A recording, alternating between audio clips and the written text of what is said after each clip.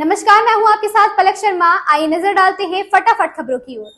कांग्रेस की प्रवक्ता रही राधिका खेड़ा ने भाजपा का दामन थाम लिया। खेड़ा ने 2 दिन पहले कांग्रेस पार्टी से इस्तीफा दिया था। बीजेपी में शामिल होने के बाद कांग्रेस की पूर्व नेता राधिका खेड़ा ने कहा कि राम भक्त होने के नाते रामलला के दर्शन करने पर कौशल्या माता की धरती पर मेरे साथ दुर्व्यवहार किया गया। खेड़ा ने कहा कि मुझे भाजपा सरकार, मोदी सरकार का संरक्षण नहीं मिला था। आज की कांग्रेस महात्मा गांधी की कांग्रेस नहीं या राम विरोधी, हिंदू विरोधी कांग्रेस। कांग्रेस अध्यक्ष मल्लिकार्जुन खड़गे ने विपक्षी इंडिया गठबंधन के नेताओं को पत्र लिखा। इस पत्र में चुनाव आयोग द्वारा जारी किए गए मतदान के आंकड़ों पर सवाल उठाए और कथित धांधली का आरोप लगाया। पत्र में खड़गे ने विपक्षी गठबंधन के नेताओं से अपील की कि वे ऐसी धांधलियों के खिलाफ आवाज उठाएं। खड़गे ने लिखा, हमारा एकमात्र उद्देश्य संविधान की रक्षा और लोकतंत्र की संस्कृति की रक्षा करना है।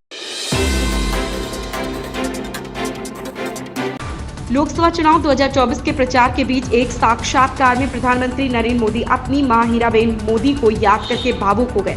पिछले साल ही हीराबेन मोदी का निधन हो गया था। पीएम मोदी ने कहा, मेरे लिए यह पहला लोकसभा चुनाव है जहां मैं अपनी मां के पैर छुए बिना नामांकन भरने पहुंचा, लेकिन मेरे दिमाग में एक बात आई। आज 140 करोड़ लोग और देश की करोड़ों माताएं हैं जिन्होंने मुझे प्यार दिया है, आशीर्वाद दिया है, उन्हें याद करके। और वाराणसी में मां गंगा भी है।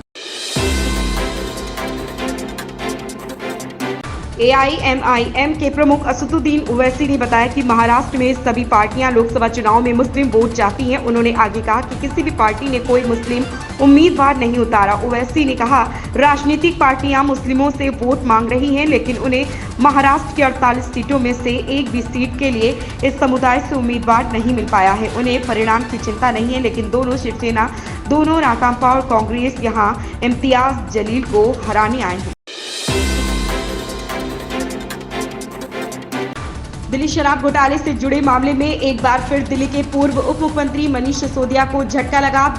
सीबीआई मामले में मनीष सिसोदिया की न्यायिक हिरासत 15 मई तक बढ़ा दी है। इससे पहले बीती 3 मई को उच्च न्यायालय ने दिल्ली के पूर्व उप मुख्यमंत्री मनीष सिसोदिया की ओर से आबकारी नीति मामले में जमानत की मांग को लेकर दायर याचिकाओं पर प्रवर्तन निदेशालय ईडी और केंद्रीय जांच ब्यूरो सीबीआई को नोटिस जारी कर जवाब मांगा है। राजधानी में मंगलवार को आसमान में हल्के बादल छाए रहेंगे। ऐसे में धूल भरी आंधी के साथ 35 से 45 किलोमीटर प्रति घंटे की गति से हवा चलेगी। हालांकि सूरज अपने तेवर दिखाएगा। इसमें गर्मी से राहत नहीं मिलेगी। लोगों को चिलचिलाती गर्मी से परेशान होना पड़ सकता है। मौसम विभाग के अनुसार इस दौरान अधिकतम तापमान 42 डिग्री सेल्सियस के पार पहुंचने का अनुमान है। वहीं न्यूनतम तापमान में भी बढ़ोतरी होने के साथ 25 डिग्री सेल्सियस रहने की आशंका है। उत्तर प्रदेश के मुख्यमंत्री योगी आदित्यनाथ ने लालू के बयान पर पलटवार किया। उन्होंने कहा कि प्रधानमंत्री यही कह रहे हैं कि इंडी गठबंधन से जुड़े दल, चाहे वह कांग्रेस हो, राजद हो, समाजवादी पार्टी हो, वे ओबीसी, एससी और एसटी के आरक्षण में गड़बड़ी करने की कोशिश करेंगे और उनके घोषणा पत्र में इसका उल्लेख है। जब कांग्रेस के नेतृत्व वाली यूपीए सरकार सत्ता में थी तो राजद और समाजवादी पार्टी दोनों उसके घटक थे।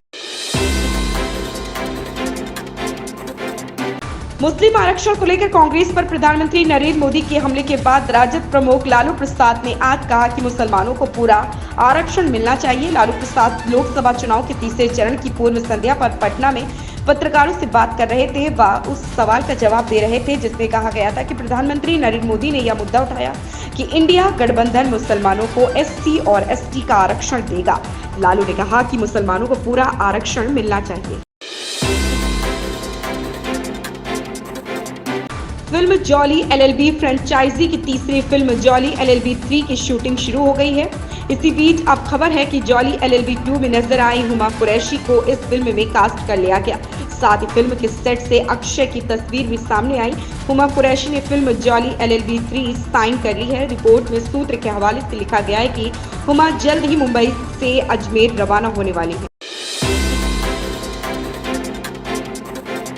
बीजेपी के वरिष्ठ नेता शाह ने मतदान केंद्र से बाहर निकलकर लोगों के सामने अपनी स्याही लगी उंगली दिखाई। केंद्रीय मंत्री ने कहा, मैं देश के और गुजरात के सभी मतदाताओं से अपील करना चाहूंगा कि लोकतंत्र के इस उत्सव में उत्साह से भाग लें। एक स्थिर सरकार चुने जो देश को सुरक्षित और समृद्ध बनाने के लिए समर्पित हो, जो गरीबों के कल्याण के लिए तथा भारत के गौरव के लिए काम करती हो। उन्होंने लोगों से ऐसी सरकार चुनने की भी अपील की जो भ्रष्टाचार के खिलाफ हो और गरीबी समाप्त करना चाहती हूँ। देश को आत्मनिर्भर, विकसित तथा दुनिया में हर क्षेत्र में अव्वल बनाना चाहती हूँ। इन खबरों में बस इतना ही। बने रहें हमारे साथ।